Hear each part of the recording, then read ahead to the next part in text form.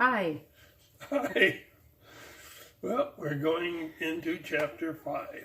This is Renee And Kent. Miller, and this lesson's going to be on prophecy. It's going to be on predictions. Actually, on truth. And in that, on truth. So we're taking this out of chapter 5, and that's pages 104 to 106.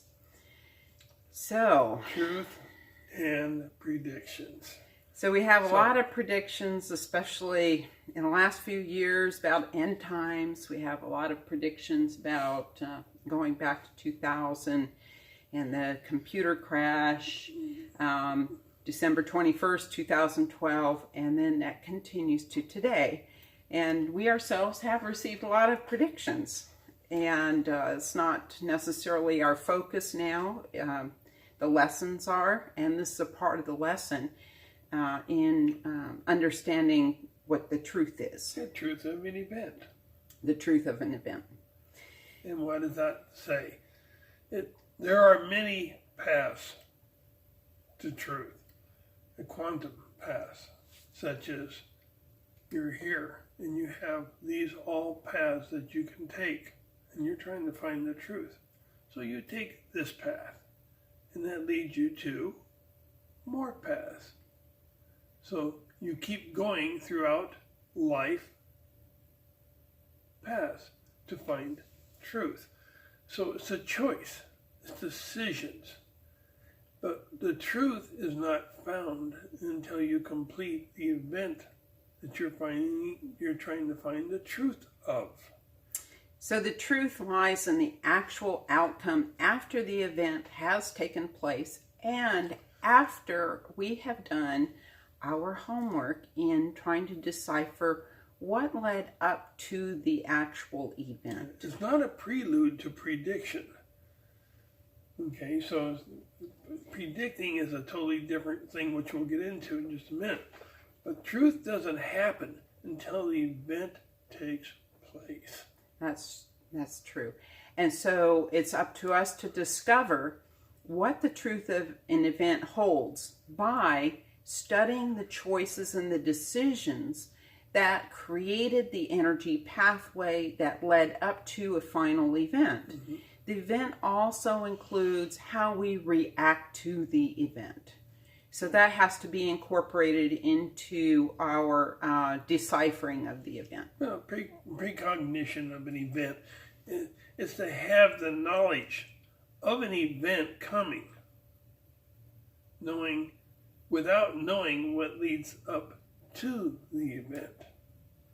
And so just to have the knowledge of the event without the understanding of why the event is taking place bypasses very critical level of understanding that we need to attain in order to make sense of the event, but also to not be in a situation where we have to repeat the event because we never did understand it completely. And prediction can actually create many outcomes based on a person's understanding, what knowledge of the event is impending.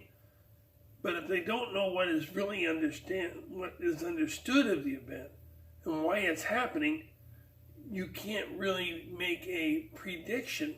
But predictions are the pathways to the event that you're predicting.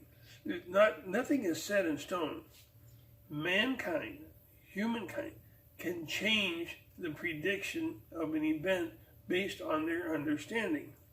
And so, if you look back on some of the predictions that we've had, or some of the events that humanity has gone through, and the repetitiveness of those events, why we keep ending up in the same situations. And that is, a lot of people say, well, you don't know history. And it's not just the historical value or the knowledge of what happened, but why it happened. So the pathways that led up to the final event is what we really need to study those decisions that we made that led to what happened, and then we can move on. Yeah, most times a prediction is an assumption of what's going to happen, and it gets blown totally out of proportion when it's passed on down from neighbor to neighbor to neighbor in the human race. Such as December the 21st, 2012, many thought the world was going to come to an end then. And no, it's the end of a cycle. Many predictions are not the end of how we learn or how we look at things, but it is the end of a particular type of cycle, and a new cycle begins. The end times of the Bible, probably very cyclical. Everything is very cyclical within this universal understanding. And some of them are very metaphoric and symbolic, and so that creates more opportunity for us to miss the mark as far as what does that prediction really mean. I mentioned earlier that we have predictions. I can tell you with honesty that 100% of the time, when I try to figure out what that prediction means, I am wrong. But the prediction, when you take it apart, you analyze it, and you can see, oh, is that what it means? It doesn't mean what you first assumed. And predictions are based on a lot of assumption. Outside of the event itself, which tells the truth of prediction, we use a lot of our own perceptions, and everyone has their own perceptions. When you say something huge is going to happen in 2012, then everyone uses their own perception of what could happen. And that's based on our environmental background. So what does that mean? It means what we've been taught, what we have observed, what we have heard, all of the programming that has gone into our own way that we perceive things. And so that will paint a picture based on our own perception of what we would expect to happen. Yeah. So a lot of the predictions and assumptions are actually based on science. When things lead up towards an event, then people start predicting things. Well, that's not predicting, that's using science to assume something is going to happen.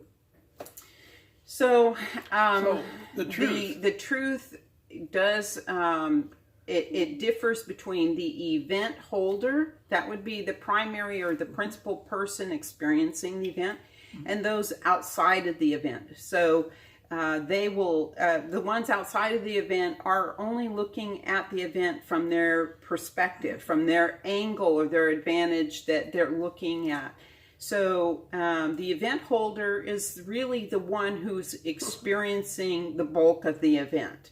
And to impose our perceptions on the event holder is probably not correct unless they're asking for help and understanding. But we have to get back to that angular learning. And so it's looking at it from every angle so that we can truly grasp what is going on with the event. So prophecy is about end times. It's basically quantum paths that are held by, that can be chosen, many paths. And the pathways are based on on the person that chooses the path is based on their current level of understanding. What do they really understand? Now, I want to interject something because this can be applied to us individually, but it can be applied regionally, globally, what have you. And so when we choose an event globally, this is what a society does on a large scale based on our total sum consciousness within the globe. So we, as a group, move in a direction based on the total sum of the weight of those decisions that move us into a direction of, for example, we try to manipulate the energy field. Yeah, but it like an example would be when we vote for a president. Okay, so the mass consciousness would determine the outcome of that, or if you have an alternate, like the electoral process in the United States, that also determines a pathway that's influenced by outside energies, which we'll get to. Yeah. And also the planetary alignments, the rotation of the Earth, many things outside of the human consciousness actually help predict or move towards an event that makes the choice outcome of how it will take place. Yeah, so this is how astrology plays into it. Now, we don't really follow astrology as far as what our individual horoscopes are. We have friends that do. But what the bigger influence is that as the planets rotate in their orbits, they have their own vibrational field, they have their own gravitational field, and that imparts an influence on passing energies. In the universe, there are structures within the atmosphere that we can't see, but we are told that exist, and they're there, that actually monitor the mass consciousness of the Earth. And so when a particular level of learning needs to occur, it will direct an energy release out into the universe. That is a vibrational release of energy. And that vibrational release passes through space, through the atmosphere, and it interacts with the vibration and the gravitational pulls of those other passing planets, so that by the time it arrives to Earth, that energy is going to have an influence on us and our decision making that's going to create further decisions and choices that will create another event for our learning. And so that will again be monitored within the universe by these structures to see what progress we are making in our learning. So again, it has to do with understanding and learning. So prophecies are based on many possibilities and many energy pathways. So in the higher understanding entities, the higher vibrational entities, they are able to study these energy pathways, and their own understanding. Their level of understanding these energy pathways makes them capable of narrowing parameters so that they're better at predicting an outcome or an event. It's possibilities. Many of you have had possibility in statistics if you went to college. And a lot of these are based on possibilities, the understanding of how that works. Probability and statistics does play a big role in this. Right. So the true meaning, often missed by humanity itself, is that humans tend to not look at the natural causes of why an event happens, such as the natural cycles. And they said, "Oh, this is a event. This is a mysterious." No, it's a natural cycles. If you could study, goes way back in the ancient history. The cycles happened over and over again. And we are in that type of experience today. And we're going to go back a few videos back.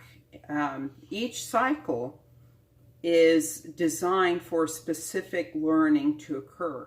So the past learning cycle was about 30,000 years, we're told, and that is on perception. Perception does not necessarily align to the truth, but we were learning about perception. That cycle is coming to a close, and that ended basically December 21st, 2012. New cycle is beginning.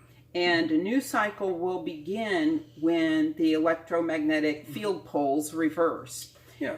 So that starts the new cycle of conceptual learning, which is a step up. It is a higher degree of learning, and the Earth is already being prepared for that by having a higher vibration, and the matter is even changing. So everything is being laid out now in preparation for a higher learning to happen in this next cycle. Instead of learning, the human entity creates a reason for the expected event that happens, and they say, well, why is God punishing us? Well, God doesn't punish anyone, okay? You're punishing yourself.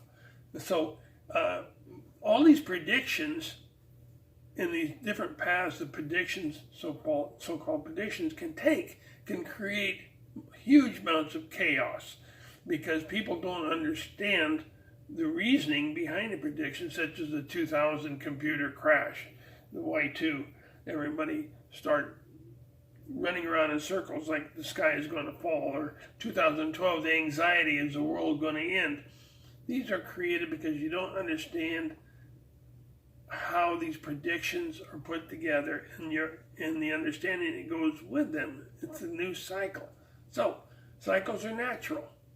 And not to say that, there's not going to be earth changes, because there are. Yeah, that's cycle. So, and you really need to listen to what you feel inside. If you feel that urge to move, if you need to follow that. And so that will be your guide to be where you should be. And if you want to learn, each cycle has its own learning field where you can attach to it and learn what is behind it and understand it, which will increase your consciousness at a much higher level. Cycles are natural, and in order to understand them, you have to move with them. Right, and also, if you don't like the paradigm that you're in, to change that paradigm, you only need to learn what it is you need to know about that. Yes. Why are you there? It takes work. Somebody else can't figure it out for you. You can sit and analyze, just like you do in other projects in school. You learn how to analyze what takes place when you do a specific thing to a specific project that you're on.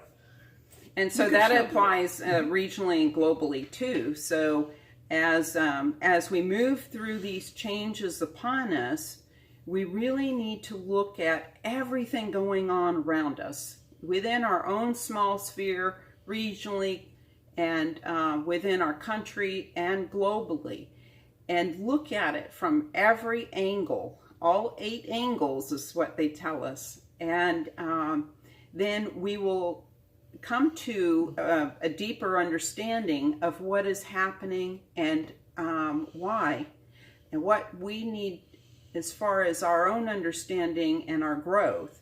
And then at that point, that lesson is over with. Yeah, and once you begin to understand, and once you learn, you can move on to a higher level. And then we progress. Then we move out of that paradigm, we move into a new paradigm and a new learning. So if you don't like your situation, just turn inward. You can change it. Don't point fingers. Don't shift the blame to someone else. It's all about what is going on within. It's all about what we're learning. Yeah. And as the mass consciousness grows from that learning and that internalization of events going on around us, then we can shift the paradigm of the globe. Self-learning. Yeah, well, with all this we threw at you today within 19 minutes, we expect to hear from you. Email us or blog us or whatever you need to do, and let us know, is the events in your life beginning to change? It's because you changed it. Okay? Don't rely on others to change it for you. You have to do it yourself. And with that, you can be a higher level of vibration, higher level, and you probably get a whole bunch of new friends. With that, don't forget to visit our website, verdiance.com, and that's VERDIANCE. We have all our contact information there. We have a blog that you can access. So if you have any questions, you can shoot them off from that location. And what else do we have? We have Twitter. You can do join us on Twitter. You can join us on Facebook. And that is at the Augmentation of Man. Have a great week. Twitter is at Verdiance. You still have a great week. Yeah. Thank you for joining us. Bye-bye now.